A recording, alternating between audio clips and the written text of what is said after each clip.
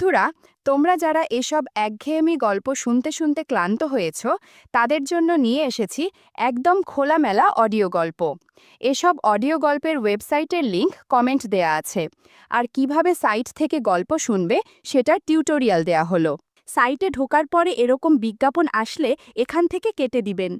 যে গল্প শুনতে চান সেটাই ক্লিক করার পর যদি অন্য জায়গায় নিয়ে যায় তাহলে ব্যাক বাটন চাপ দিতে হবে।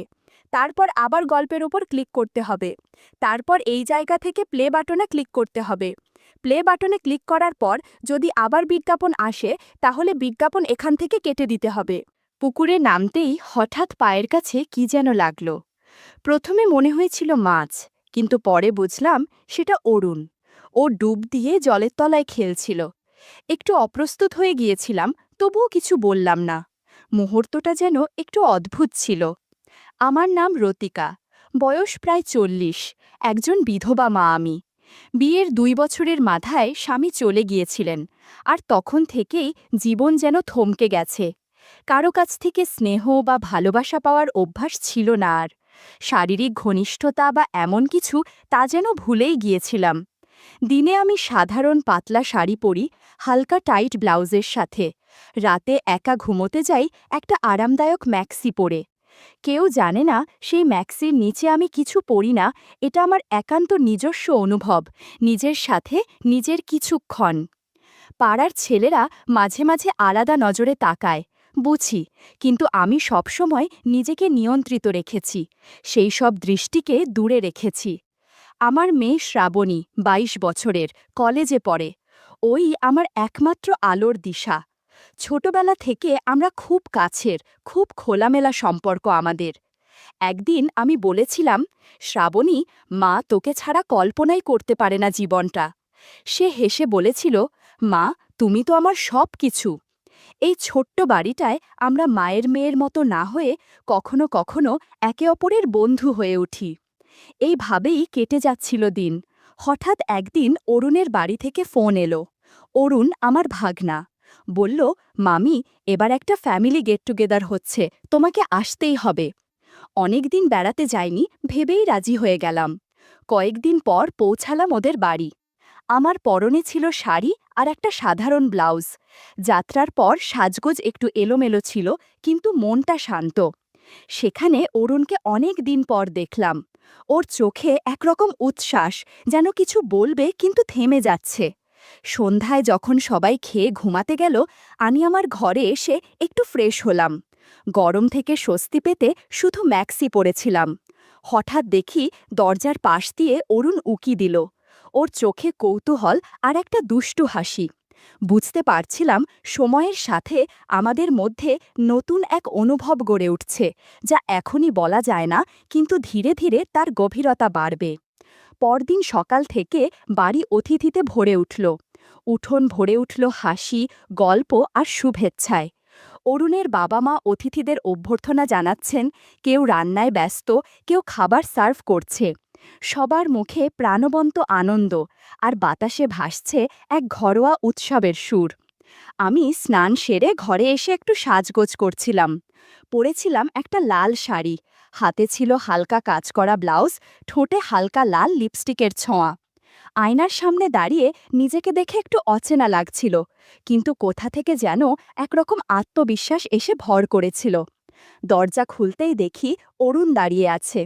ওর চোখে আমার দিকে তাকানোর ভঙ্গিটা ছিল যেন কিছু বলার চেষ্টা করছে, অথচ চুপচাপ। আমাদের চোখাচোখির সেই মুহূর্তে একটা নীরব স্রোত বইছিল, অস্পষ্ট অনুভব, কিছু না বলা কথা। তুমি আজ খুব ভালো লাগছে মামি, অরুণ হালকা হাসিতে বলল। আমি একটু মুচকি হেসে বললাম, তুমি কি এমন বলতে পারো? আজ যেন আমি নিজেরও কিছুটা অপরিচিত লাগছি। সে বলল, না না, তুমি বরং সবসময় আপন। আজ একটু আলাদা লাগছে মানে ভালো লাগছে। সেদিনের কথোপকথনটা খুব ছোট ছিল, কিন্তু মনে একটা অদ্ভুত নরম ছাপ রেখে গেল। বাড়ির নানা কোলাহলের মাঝেও আমাদের মধ্যে যেন এক শান্ত, গোপন যোগাযোগ তৈরি হচ্ছিল। একরকম বোঝাপড়া, যা উচ্চারণে নয়, অনুভবে স্পষ্ট। রাতের নিস্তব্ধতায় আমি বুঝতে পারছিলাম অরুণ যেন নিজের অনুভব নিয়ে দ্বন্দ্বে আছে। তার চোখে একটা প্রশ্ন, একটা চাপা টানা পড়েন যা আমার দিকেও ছুঁয়ে যাচ্ছিল। একসময় সে এসে বলল, মামি, আমার মনটা কিছুটা এলোমেলো লাগছে, আমি ঠিক বুঝে উঠতে পারছি না। আমি একটু গভীরভাবে তাকিয়ে বললাম, অরুণ, আমরা মানুষ, অনুভব থেকেই তো সব তৈরি হয়। এমন কিছু টান থাকে যা হয়তো বোঝানো যায় না, আবার অস্বীকারও করা যায় না। আমাদের কথাগুলো যেন এক ধরনের অদৃশ্য সেতু গড়ে তুলছিল, যার এক পাশে ছিল দ্বিধা আর অন্য পাশে মৃদু আকর্ষণ। সবটাই খুব সূক্ষ্ম কিন্তু অনুভবযোগ্য। কেউ কিছু বলেনি, কিন্তু ভেতরে একটা নীরব বোঝাপড়া তৈরি হচ্ছিল, যা আমাদের মাঝে কেমন একটা নরম সম্পর্কের রেশ রেখে যাচ্ছিল। পরদিন সকালটা এসেছিল হালকা আলো আর মৃদু বাতাস নিয়ে। বাড়িতে সকালের ব্যস্ততা চলছে। কেউ চায়ের কাপ দিচ্ছে, কেউ রান্নাঘরে, কেউ উঠোনে অতিথিদের অভ্যর্থনায় ব্যস্ত। আমি এক কাপ চায়ে চুমুক দিয়ে চোখ বন্ধ করলাম। চারপাশের কোলাহলের মাঝেও নিজের মনে একটা শান্তি খুঁজছিলাম, যেমনটা অনেক দিন পাইনি। শ্রাবণী কলেজের কাজে ব্যস্ত, অরুণও যেন কিছুটা চিন্তামগ্ন। বিকেলে হঠাৎ ও আমাকে নৌকায় ঘুরতে ডাকল। অনেক দিন পর নদীর শান্ত পরিবেশে বসেছিলাম। চারপাশে ঠান্ডা বাতাস, গাছের ছায়া, পাখির ডাকে এক অন্যরকম প্রশান্তি। নৌকার হালকা দোলায় আচমকা আমার আঁচল একটু সরে গেল। আমি খেয়াল করিনি, কিন্তু অরুণ দেখেছিল। ওর চোখে একটা মুহূর্তের অস্বস্তি, যেন ভেতরের কিছু ভাবনা চেপে রাখতে পারছে না। মামি, আপনি জানেন, নদীর মতোই আপনি অনেক গভীর, ও বলল একরকম ভাবলেশীন কণ্ঠে। আমি হেসে বললাম, গভীরতা বোঝা সহজ নয়, বুঝতে সাহস লাগে। নৌকার ঢেউয়ের মতো কথাগুলো ভেসে যাচ্ছিল, কিন্তু ওর চোখে কিছু প্রশ্ন, কিছু অনিশ্চয়তা লুকানো ছিল। রাতের ঘরে বাতাস চলছিল ধীরে, আলো নিঃশব্দে কাঁপছিল। আমরা দুজন চুপচাপ বসেছিলাম। ছোট ছোট কথায় যেন এক নিঃশব্দ আত্মিক সংযোগ তৈরি হচ্ছিল। আমি জানি সব কিছু ঠিকঠাক ব্যাখ্যা করা যাবে না, অরুণ বলল। আমি বললাম, কিছু অনুভব শব্দ ছাড়াও বোঝা যায়। সেই রাতের নীরবতায় এক নিঃশব্দ বোঝাপড়া গড়ে উঠল, যা শুধু আন্তরিকতা আর বিশ্বাসের ওপর ভর করে। সকালে শ্রাবণী ফিরে এলো গ্রামের বাড়িতে। ওর মধ্যে যেন এক নতুন পরিণত ভাব। উঠোনে হেঁটে আসার সময় ওর আত্মবিশ্বাসী চলাফেরা আমার চোখে পড়ল। অরুণের চোখেও একটা নীরব পর্যবেক্ষণ ছিল, যেন ও নিজেই কিছু অনুভবের মুখোমুখি হচ্ছে। আমি বুঝতে পারছিলাম ওর ভিতরে একটা দ্বন্দ্ব চলছে, যা বয়স আর পরিবেশের টানাপোড়নে জন্ম নিয়েছে। কিছু অপরাধবোধ, কিছু লজ্জা ওর মুখে মাঝে মাঝে ফুটে উঠছিল, যা ও নিজেও পুরোপুরি বোঝার চেষ্টা করছে। ওর চোখের নিচে ছোট্ট কপাল চুম্বন ছিল যেন। আমি ঠিক করছি না, কিন্তু ওর প্রতি এই আকর্ষণকে আমি কিভাবে লুকাবো? আমি নিজেও কিছুটা দ্বিধান্বিত। একদিকে মায়ের স্বাভাবিক চিন্তা, আর অন্যদিকে একটা গোপন সূক্ষ্ম টানাপোড়ন, যা অরুণের প্রতি আমার পুরনো অনুভূতিকে নরম অথচ জটিলভাবে জাগিয়ে তুলছিল।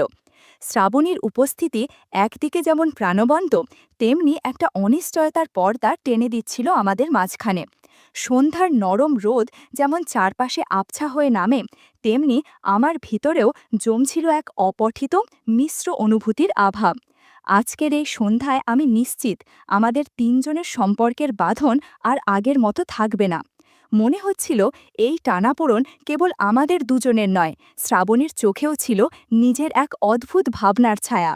সন্ধ্যার ঠিক আগে আমরা তিনজনই বাগানে ছিলাম। অরুণ আর শ্রাবণী বসেছিল কলা গাছের ছায়ায়। শ্রাবণী একটা ছোট কাঠি দিয়ে কলা নামাচ্ছিল, আর অরুণের দৃষ্টি বারবার তার দিকে ফিরে যাচ্ছিল, মাঝে মাঝে এমন এক মনোযোগে যেটা হয়তো সে নিজেও বোঝে না। আমি কিছুটা দূরে দাঁড়িয়ে চুপচাপ দেখছিলাম। মনে হচ্ছিল শ্রাবণীর চলাফেরায় এক ধরনের সহজাত সৌন্দর্য আছে, যা অরুণের মনোযোগ কাড়ছে। যখন অরুণ একটি কলা তুলে শ্রাবণীর হাতে দিল, তাদের চোখে চোখ পড়ল এক মুহূর্তের জন্য, আর তাতেই যেন আটকে গেল সময়। শুনতে পেলাম তাদের খুনসুটি। রাতের দিকে আমরা সবাই এক ঘরে ছিলাম। শ্রাবণী আর অরুণ গল্প করছিল, কিন্তু গল্পের ভিতর দিয়ে যেন অন্য একটা গভীর মানসিক সংযোগ তৈরি হচ্ছিল তাদের মধ্যে। আমি পাশে বসেছিলাম নিঃশব্দে। হঠাৎ শ্রাবণী জিজ্ঞাসা করল, অরুণ, তুমি কেন এত চুপচাপ আজকাল? তোমার চোখে কি একরকম ক্লান্তি? অরুণ হেসে বলল, জীবন সবসময় সহজ নয়। কখনো কখনো এমন কিছু টানাপোড়েন আসে যেগুলো কাউকে বলা যায় না। এই কথাগুলো শুনে আমার ভিতরটা কেঁপে উঠল। একদিকে কষ্ট, অন্যদিকে একটা গভীর কঠিন বোঝাপড়ার সম্ভাবনা, যেন সম্পর্কের পুরনো ব্যাখ্যাগুলো নতুন করে প্রশ্ন তুলছে আমার ভেতরে। আমার মনে হলো আজকের এই রাত আমাদের তিনজনের জীবনে এক অদ্ভুত বাঁক আনবে, যেখানে প্রেম, দ্বিধা আর বিশ্বাসের মধ্যে লুকানো কিছু অজানা অনুভূতি ধীরে ধীরে ফুটে উঠবে। ভোরবেলা অরুণের মা ঘর থেকে ডেকে উঠালেন, রতিকা, আজ পুকুরে মাছ ধরতে যাবি? তোরা তো শহুরে, এসব ধরতে পারবি তো? আমি হেসে বললাম, জানো না আপা, আগে তো আমিও গ্রামেই ছিলাম, ঠিকই পারবো। ভেতরে ভেতরে আমি বুঝে নিচ্ছিলাম অরুণও যাবে। এখন ওর চোখে এক ধরনের চঞ্চলতা দেখি, যা আগে ছিল না। শ্রাবণী এসার পর সেই দৃষ্টিগুলো আরও জটিল হয়ে উঠেছে। পুকুর পাড়ে গিয়ে দেখি বাঁশের ছিপগুলো রাখা, টিনের বালতিতে টোপ ভিজছে। আমি একটা ছিপ তুলে নিলাম। অরুণ পাশে এসে দাঁড়ালো। ওর মুখে চুপচাপ একটা হাসি, কিন্তু চোখে সেই পুরনো না বলা অনেক কিছু জমে আছে। আমি যখন পুকুরে পা দিলাম, তখন খেয়াল করলাম ম্যাক্সির নিচে কাপড়টা পানির ছোঁয়ায় ভিজে গিয়েছে। কাপড় গায়ে লেগেছিল, নড়াচড়া করতে অস্বস্তি হচ্ছিল। হঠাৎ দেখি অরুণের দৃষ্টি আমার দিকে, চোখে এক ধরনের বিস্ময় আর গলায় হালকা কাঁপুনি। মামি, আপনি তো এখনও অনেক সুন্দর। আমি মুচকি হেসে বললাম, তোর মা শুনলে তোর পিঠে মাছ দিয়ে মারবে। হাসির আড়ালে একটা চাপা অস্বস্তি বুকের কোথাও জমে উঠল। আমি কিছু না বলেই ওর দৃষ্টি এড়িয়ে ছিপ ছুড়লাম জলে। ঘণ্টাখানেকের মধ্যে বেশ কিছু মাছ উঠে এলো। অরুণের মা আর শ্রাবণী মাছ নিয়ে বাড়ির দিকে রওনা দিল। আমি আর অরুণ পুকুর পাড়ে রইলাম। গায়ে কাদা লেগেছিল, তাই ভাবলাম একবার পুকুরেই একটু ধুয়ে নিই। পুকুরে নামতেই ঠান্ডা জলে এক ধরনের প্রশান্তি লাগছিল। ম্যাক্সি ভিজে গায়ে লেগে থাকলেও আমি সাবধানে ছিলাম। এমন সময় পায়ের কাছে কিছু একটা ঠেকল। প্রথমে মনে হলো মাছ হবে, কিন্তু কিছুক্ষণ পর টের পেলাম অরুণ জলে ডুব দিয়ে এসেছে পাশে। ওর উপস্থিতি টের পেয়ে আমি খানিকটা লজ্জা পেলাম, তবে কিছু বললাম না। সবটা দৃশ্য যেন নিঃশব্দে একটা অদ্ভুত অনুভূতির জন্ম দিয়ে গেল। সেই দুপুরে বাড়ি ফিরে দেখি অরুণের মা কেমন একটা দৃষ্টিতে তাকালেন আমার দিকে। রান্নাঘর থেকে কারা যেন নিচু গলায় কথা বলছিল। দূর থেকেই টের পেলাম কোথাও যেন কিছু কানাঘুষো শুরু হয়েছে। আজকাল এসব শহরের মেয়েদের আচরণ ঠিক থাকে না। কারোর মন্তব্য আমার বুক ভারাক্রান্ত করল। নিজেকে সন্দেহ করলাম, আমি কি ঠিক আচরণ করছি? রাতে আয়নার সামনে দাঁড়িয়ে চুল এলোমেলো, চোখে অনিশ্চয়তা নিয়ে নিজেকে দেখছিলাম। সেই সময়ে শ্রাবণী এসে বলল, মা, আজ সকালে পুকুরে আপনি অরুণ ভাইয়ের সঙ্গে হাসছিলেন। আমি নিরপেক্ষ স্বরে বললাম, হ্যাঁ, অনেক দিন পর, তাই গল্প হচ্ছিল। শ্রাবণী চলে গেলে আয়নার দিকে তাকিয়ে মনে হলো এই বাড়িতেই আবেগগুলো যেন নিঃশব্দে ছায়ার মতো ঘুরছে। কিছু বললেই সন্দেহ, চুপ থাকলেই আরও প্রশ্ন। মনে জাগে এই মুহূর্ত কি শুধু একটুখানি, নাকি দীর্ঘায়ু হবার মতো? সন্দেহ আর সংকোচনের বাতাসে হাঁপিয়ে উঠছি। অরুণ যাকে ছোটবেলা কোলে ঘুম পাড়াতাম, এখন ওর চোখে ভিন্ন কোনো ভঙ্গিমা দেখি। পুকুরঘাটের সেই ঘটনার পর থেকে ও যেন নিজেকে গুটিয়ে নিয়েছে, চোখে দোষ, লজ্জা আর অপরাধবোধ। আমার নিজের ভেতরের অনুভবগুলো তো একসময় বন্ধ ছিল, ভয়, লজ্জা, চাপা চাহিদা। এসব কি ভুল পথ ধরে চলেছে? রাতে ঘুম আসে না। পাশে শুয়ে থাকা শ্রাবণীকে দেখি, ওর চোখে হয়তো মায়ের মধ্যে কিছু বদল দেখছে। মাঝে মাঝে তাকিয়ে আবার মুখ সরিয়ে নেয়। একদিন রাতে শ্রাবণী বলল, মা, তুমি কি ঠিক আছো? সে প্রশ্নে আমি স্তব্ধ হয়ে গেলাম, মুখ থেকে শব্দ জুড়ে ফেলতে পারিনি।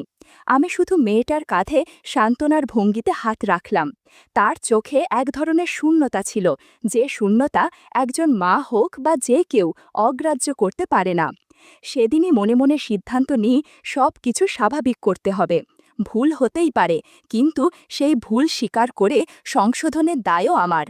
পরদিন সকালে ঘর ভর্তি আত্মীয় স্বজনের ভিড় ছিল, কিন্তু আমি একটা ফাঁক খুঁজে অরুণকে ডেকে বললাম, একটু কথা বলবি? সে মাথা নিচু করে আমার পেছন পেছন এলো। আমরা বারান্দায় বসলাম। বাতাসে আমের হালকা গন্ধ, দূর থেকে ভেসে আসছে রান্নার গন্ধ। আমি শান্ত স্বরে বললাম, তুই নিজেকে দোষ দিছিস, আমি জানি, আমিও কষ্টে আছি, কিন্তু ভুল করে ফেললে সেটা চেপে রাখা মানে আরও ভুল বাড়ানো। চল, আমরা নিজেরা বদলে যাই। যা হারিয়েছি সেটা আর ফিরবে না, কিন্তু সামনে যা আছে তা গড়ার সুযোগ এখনও আছে। অরুণ চোখ মুছল, বলল, মামি, আমি চাই আপনি আমাকে শুধু সম্মান দিন। আপনি সবসময় আমার জীবনে একজন বড় মানুষের মতো থাকবেন। আমি শ্রাবণীকে। ওখানেই থেমে গেল সে, কিন্তু তার থেমে যাওয়ার ভেতরেই যেন অনেক কথার ইঙ্গিত ছিল, হয়তো একটা নতুন সূচনার। সেদিন সন্ধ্যায় আমি শ্রাবণীকেও আলাদা করে ডেকে বসলাম। ওর চোখে চোখ রাখতেই বুঝলাম কোনো অভিযোগ নেই, বরং বোঝাপড়ার একটা আকাঙ্ক্ষা আছে। ও বলল, মা, তুমি হয়তো সব বলো না, কিন্তু আমি সব টের পাই। আমি চোখ নামিয়ে বললাম, আমার কিছু বলায় যদি তোর বিশ্বাসে চোট লাগে, আমি নিজেকে ক্ষমা করতে পারবো না। তুই আমার সব। শ্রাবণী আমার হাত ধরে বলল, তুমি আমার মা। মারা মানুষ ভুল করতেই পারে, কিন্তু তারা ছোট হয়ে যায় না। তুমি আজও আমার শক্তি। সেই মুহূর্তে যেন মন থেকে অনেক দিনের দুঃখ আর জটিলতা সরে গেল। সম্পর্ক শুধু রক্তের বাঁধন নয়, সমঝোতা, ক্ষমা আর ভালোবাসার আশ্রয়েই তা টিকে থাকে। রাতের শান্ত আলো ঘর জুড়ে ছড়িয়েছিল। আমরা তিনজন, আমি, অরুণ আর শ্রাবণী, একসঙ্গে বসে গল্প করছিলাম, দুঃখ, ভুল, ভালোবাসা আর ক্ষমার। পথটা সহজ ছিল না, কিন্তু এখন মনে হচ্ছে আমরা একসঙ্গে একটা নতুন পথে এগোচ্ছি। শ্রাবণী আরামদায়ক ঘরোয়া পোশাকে ছিল, চোখে ক্লান্তি, মুখে শান্ত হাসি। ও আর অরুণের মধ্যে এখন বোঝাপড়া আছে, সন্দেহ নয়। আমি নিজেকে আবার নতুন করে গড়ছি, ভেতর থেকে শক্ত হচ্ছি। আমি বুঝতে পারছি, ভালোবাসা মানে শুধু অনুভূতি নয়, বরং সম্মান, বিশ্বাস আর সাহসের গল্প। পরিবার আবার একসঙ্গে। পুরনো ভুল ভুলে নতুন করে বাঁচার প্রতিজ্ঞা করেছি আমরা সবাই। এখন থেকে আমাদের পথ চলা হবে বিশ্বাস আর শ্রদ্ধার ভিত্তিতে, যেখানে ভালোবাসা মানেই নিরাপদ আশ্রয়।